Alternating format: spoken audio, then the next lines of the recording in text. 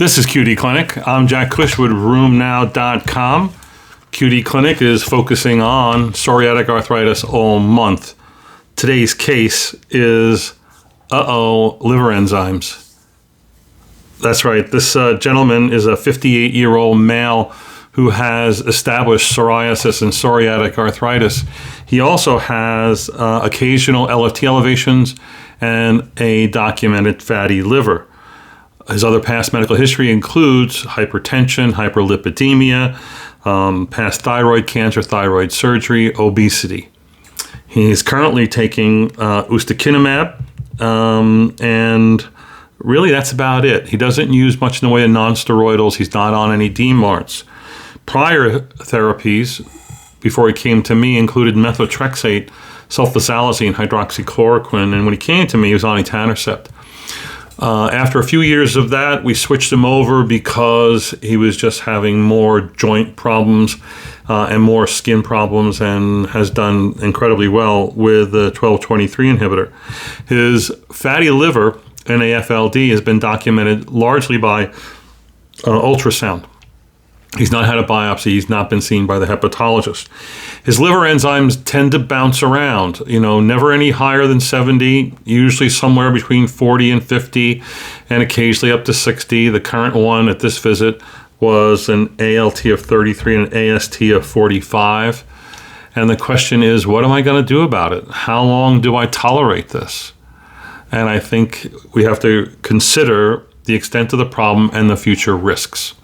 So, number one, PsA is not like RA. RA has almost no risk of, cirrhosis, no matter what is in play. I mean, I shouldn't say no. There's a very, very small risk. On the other hand, psoriatics have a much bigger risk of liver problems because they start out with a higher rate of non-fatty, non-alcoholic liver disease. They have more progression of NAFLD to some problems, including cirrhosis. And I think that they're just a higher risk group. So that's number one. So you're going to probably do things in PsA that you would not do in RA, like more testing, more referrals, maybe more imaging or more biopsies. I can tell you overall, amongst my psoriatic arthritis patients, I have very few that ever progress to liver biopsy. I have a number, maybe 10-15% that I might share and get a consult with the hepatologist on my campus.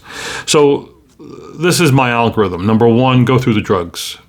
And foremost on that list, if you're dealing with fatty liver, in RA, you can give someone methotrexate if their liver enzymes are stable.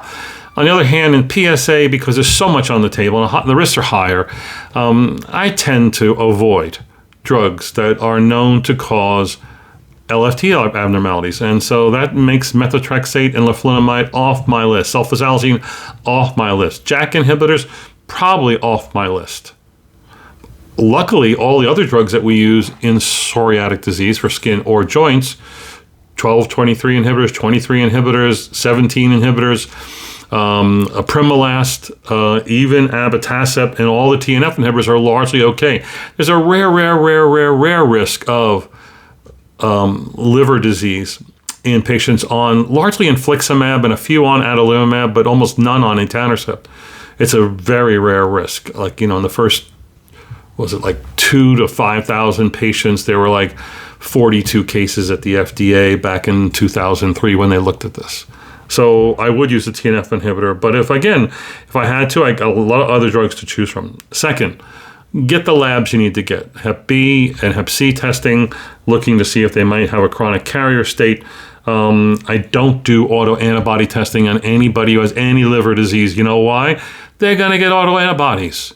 There's a paper back in the late 80s, early 90s, American Journal of Medicine, a cohort of chronic liver disease patients, and 50% had autoantibodies all over the chart, including double-stranded DNA. Don't get autoantibodies on chronic liver disease unless you're asking a specific question. Don't be fishing for autoimmunity, because when their livers are irritated, the liver is like the largest active immune organ you've got. I might do ferritin if I thought that was appropriate. I might do heavy metals based on job or where they live or something like that. But in general, I leave that to the consultant if need be. Ask about alcohol. It's the other drug that's on play, and it's the one that they can modify. I'm pretty liberal about my patients on methotrexate using alcohol.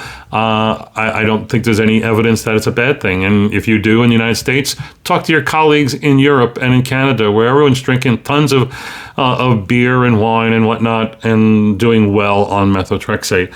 But again, with psoriatic disease, I tend to get more stringent. And I tend to tell my patients, listen, if you want to avoid another consult, another doctor visit, and maybe more tests, and God knows what else happens after that, maybe you should lay off the beer on the weekends. And then there's a small percentage in whom, despite everything I've done ahead of time, I'll refer to the hepatologist, preferably. If you don't have a hepatologist, find the GI guy in your neighborhood who likes liver disease and likes to manage such patients.